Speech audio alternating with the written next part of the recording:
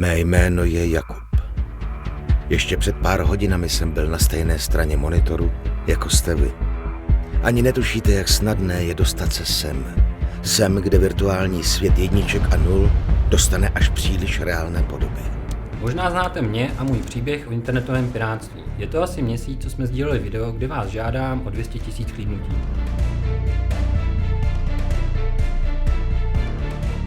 V tuto chvíli má video přes 1 000 000 shlédnutí a rozpoutalo diskuze, zda je to fake či reálný příběh. Jednu chvíli sedíte za klávesnicí, druhou za katrem. Ani netušíte, jak snadné to je. Enter.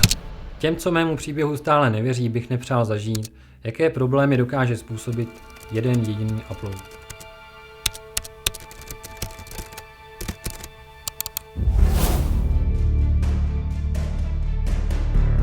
Chtěl jsem ukázat lidem, jako jste vy, že i malé ryby můžou skončit v sítích policie. Pokud by mě někdo z vás chtěl i nadále podpořit v mém boji, můžete tak učinit v odkazu pod videem. Děkuji všem za pomoc a podporu a přeju příjemné prožití vánočních svátků.